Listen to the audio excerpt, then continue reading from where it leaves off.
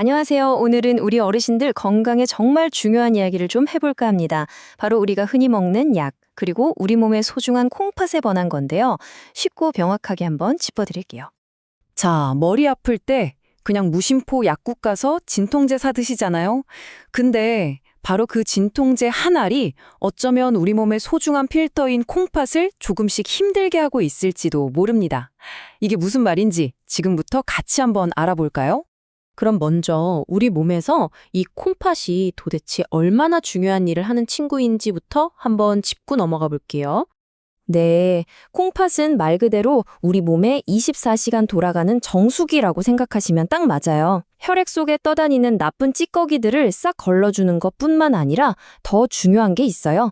바로 우리가 먹는 약 성분 대부분을 몸 밖으로 내보내는 마지막 출구 역할을 한다는 거죠. 그러니까 만약에 이 콩팥 기능이 약해지면 어떻게 될까요? 약의 독한 성분이 빠져나가질 못하고 몸에 그대로 쌓이는 거예요. 당연히 위험하겠죠? 근데 이 콩팥이라는 게 생각보다 굉장히 예민하고 약한 장기거든요. 특히 우리 어르신들이 많이 갖고 계신 고혈압이나 당뇨병 있잖아요. 이런 병들이 정말 조용히 티 안 나게 콩팥을 계속 공격하면서 엄청난 부담을 줍니다. 그리고 이게 정말 중요한데요. 꼭 기억해 두셔야 합니다. 나이가 들면 눈도 침침해지고 기운도 떨어지듯이 콩팥 기능도 자연스럽게 떨어질 수밖에 없어요. 바로 이 지점 때문에 젊었을 때랑 똑같이 약을 먹으면 정말 위험할 수 있다는 겁니다.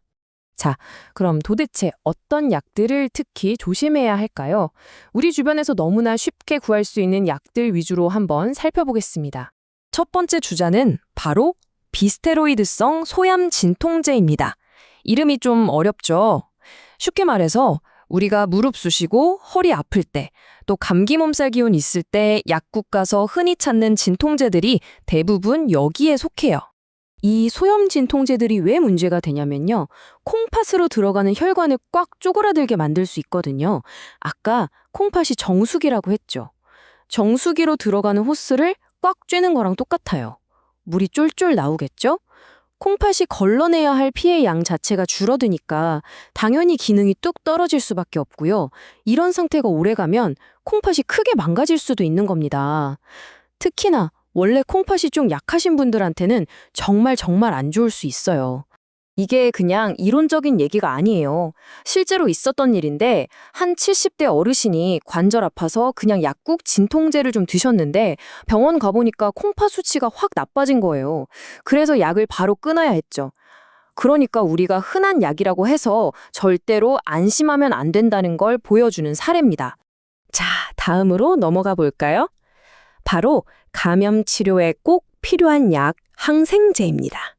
물론 모든 항생제가 다 그런 건 아니지만 몇몇 종류는 특별히 주의를 기울여야 합니다. 이름들이 좀 어렵죠? 이걸 다 외우실 필요는 전혀 없어요. 중요한 건 이게 아니고요. 핵심은 이겁니다. 여기에 보이는 항생제들은 대부분 콩팥을 통해서만 몸 밖으로 빠져나간다는 사실이에요. 그렇기 때문에 콩팥 기능이 떨어진 분이 젊은 사람이랑 똑같은 양을 먹게 되면 약성분이 나가지 못하고 몸에 차곡차곡 쌓여서 오히려 독이 될 수 있다는 거죠. 그래서 용량 조절이 필수적인 겁니다. 그럼 이제 가장 중요한 질문이 남았죠. 그래서 내 콩팥은 괜찮은 걸까? 이걸 어떻게 알 수 있을까요? 근데 여기서 정말 어려운 점이 하나 있어요. 뭐냐면 초기 콩팥병은 아무런 신호를 보내지 않는다는 겁니다. 그래서 침묵의 장기라고도 부르잖아요. 몸이 붓는다거나 소변이 이상해서 병원에 갔을 때는 이미 병이 꽤 진행된 경우가 정말 많아요.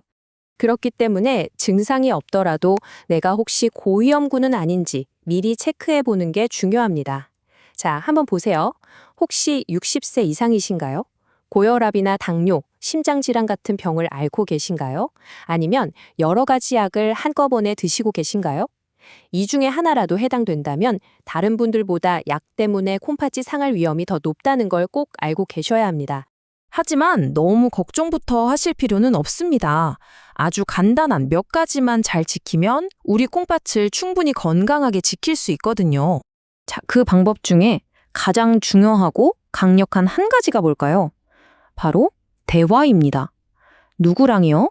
네, 바로 여러분의 건강을 돌봐주시는 의사 선생님, 그리고 약사님과의 대화죠.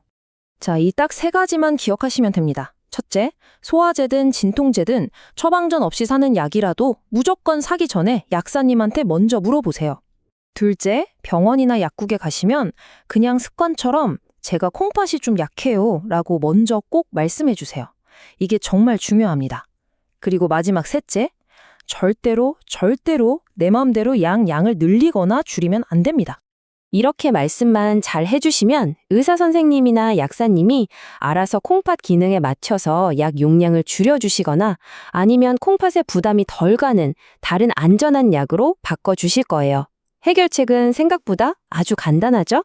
꼭 기억해주세요. 어떤 좋은 약을 먹느냐보다 더 중요한 건 내가 먹는 약에 대해 전문가와 제대로 된 대화를 나누는 겁니다. 이게 바로 여러분의 콩팥 건강을 지키는 가장 확실한 첫걸음이에요. 여러분의 소중한 건강, 오늘부터 이 작은 대화로 지켜나가시길 바랍니다.